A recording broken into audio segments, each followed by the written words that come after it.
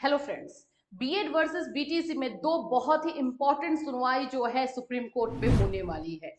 22 और 23 जनवरी लगातार 2 दिन ऐसी सुनवाई है जिसमें कि बीएड अभ्यर्थियों को एक बोल सकते हो कि एकदम एंड तक जो पहुंचे हैं उनको फाइनल जस्टिस मिल जाएगा। अब इन दोनों सुनवाई में क्या क्या चीजें होने वाली है उस पर हम बात करेंगे। कौन से दो दो केसेस हैं जिसकी सुनवाई है, एंड सबसे इंपॉर्टेंट जो सेकेंड केस है जिसमें यूपी 69,000, उत्तर प्रदेश में 69,000 जो शिक्षक भर्ती प्रक्रिया हुई है उसके ऊपर जो तलवार लटक रही है उसमें एक नया मोड़ फिर से देखने को मिल गया है। फिर से उसमें जो है एक नई चीजें हो गई है जो पिछली सुनवाई में हुई थी उससे उसी से रिलेटेड है। ये सभी चीजों को इस वीडियो में हम अच्छे तरीके से समझेंगे। सो फ्रेंड्स, चैनल पर पहली बार विजिट करें तो चैनल को सब्सक्राइब कर लेना, बेल आइकन को हिट कर देना जिससे जब भी इंपॉर्टेंट वीडियो दिया जाए आपको इमीडिएट इन्फॉर्मेशन मिल जाए।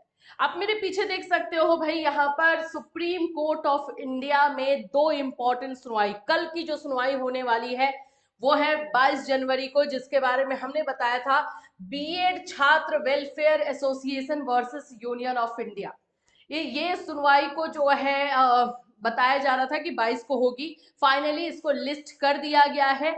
इसमें जो है बीएड अभ्यर्थियों के साथ जो अन्याय हुआ है उस पर बात होगी, सब्जेक्ट कॉम्बिनेशन पर बात होगी कि जिन बच्चों का सब्जेक्ट कॉम्बिनेशन नहीं बन रहा है और 1 to 5 से उनको हटा दिया गया है, 6 to 8 में जो है उनके लिए सब्जेक्ट कॉम्बिनेशन नहीं है, आगे के लिए सब्जेक्ट कॉम्बिनेशन नहीं है, तो वो क्या करें उनके बारे में सोचा जाए। क्यों?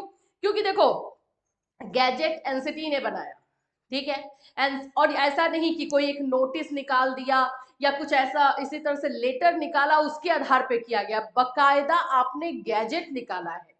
अब आप गैजेट निकालोगे उस पर भी अगर हम विश्वास ना करें तो हम किस पर करें? अभी आपका 1 साल का जो बीएड आ रहा है इसको भी आप लोग उसी तरह से निकाल के करोगे। अब पता चला कि आज हमने कर लिया और 5 साल के बाद उसको सुप्रीम कोर्ट जो है इनवैलिड कर दे, खत्म कर दे, फिर हम क्या करेंगे? तो हम एनसीटी से ही डायरेक्ट क्वेश्चन पूछने वाले हैं कि हम क्या करें। अब बताइए इसमें हमें क्या करना होगा, बीएड अभ्यर्थियों की क्या गलती है जो सजा जो है उनको मिल रही है। यहाँ पर आप देखोगे रिस्पोंडेंट किस किस को बनाया गया है, यूनियन ऑफ इंडिया तो है ही, ठीक है, और उसके बाद से आप लोग देखोगे एनसीटी को रिस्पोंडेंट बनाया गया है, इनको देना है, केवीएस को रखा गया है। इन सभी को जवाब देना पड़ेगा क्योंकि एनसीटी ने से जो है केवीएस ने लेटर लिख करके बोला था कि उनको क्वालिटी टीचर नहीं मिल रहे हैं, उनका सीट्स खाली रह रहा है तो उनको चाहिए, उसके आधार पर ये सारी चीजें हुई थी।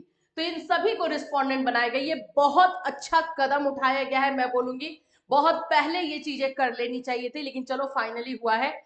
अब दूसरी बात जो कि हम बता रहे थे कि ये केस जो है ज्यादातर चांसेस है कि जस्टिस अनिरुद्ध बोस या जस्टिस सुधांशु धूलिया के कोर्ट में बेंच में ही जाएगा, लेकिन नहीं, ऐसा नहीं हुआ है। ये जस्टिस अरविंद कुमार और जस्टिस श्री नरसिम्हा के जो है केस में गया हुआ है। और इसमें अब क्या होगा तो जब सुनवाई होगी तभी पता चलेगा, कल का आपको वेट करना होगा।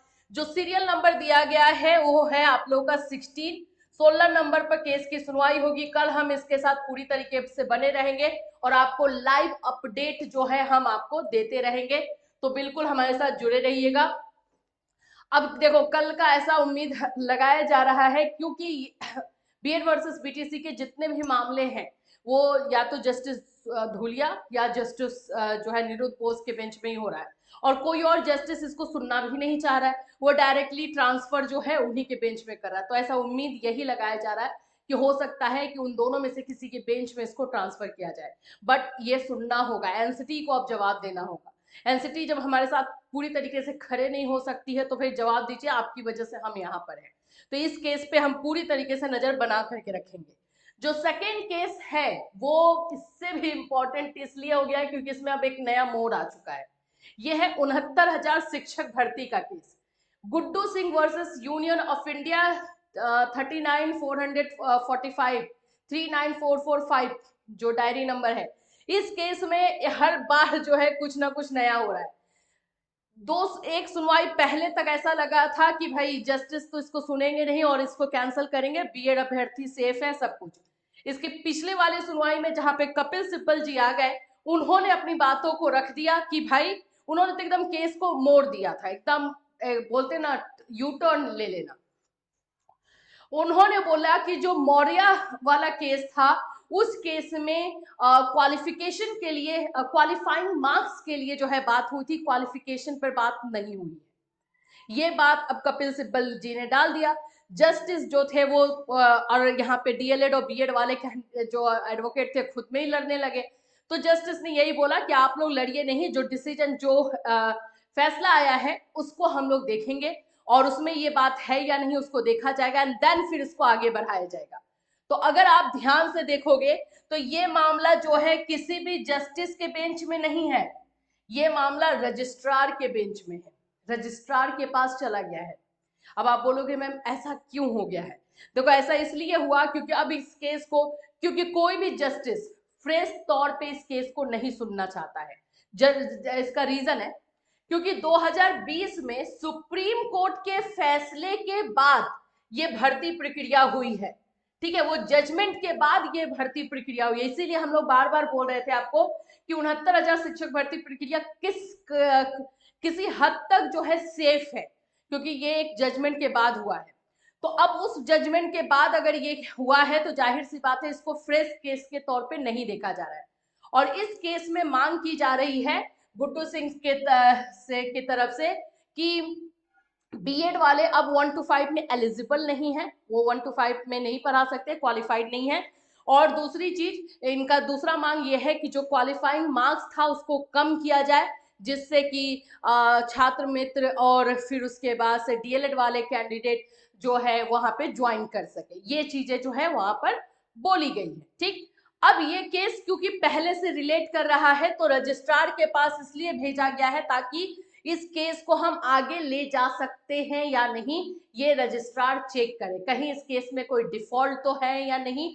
अगर डिफॉल्ट रहा तो यहीं पर रजिस्ट्रार के पास से ही केस को कैंसिल कर दिया जाएगा और ये आगे नहीं बढ़ेगा। और अगर सब कुछ सही रहा तो फिर इसको आगे ले जाया जाएगा और वही थॉट प्रोसेस के साथ सुना जाएगा कि वो क्वालिफाइंग मार्क्स के लिए जो है 2020 में फैसला हुआ है और यहाँ पर जो बात हो रही है मेरिट के आधार पर हो रही है। तो ये एक थोड़ा सा अलग मोड़ लेकर के ये केस चलेगा, लेकिन अब क्या होगा ये 23 जनवरी को पता चलेगा, क्योंकि उस फैसले में जो जो चीजें हैं उसके बारे में हमने आपको पहले बताया है। तो अब यहाँ पर मोड़ एकदम आर पार वाला चीज हो गया है। तो हो सकता है कि 23 जनवरी को के जो है केस को कैंसिल कर दिया जाए, या ये भी हो सकता है कि 23 जनवरी के बाद इसको एक नए नजरिए से जो है इस केस को देखा जाए और फिर बहुत सारी चीजें बदलने लगेंगी। तो ये बिल्कुल इस मोड़ पर आ चुका है ये केस की, अब इसमें चेंजेस आपको देखने को मिलेगा। तो हम इस केस पर भी बिल्कुल नजर बना करके रखेंगे। जो भी अपडेट रहेगा डेफिनेटली आपको इसी चैनल के माध्यम से दिया जाएगा। Till then take care everyone.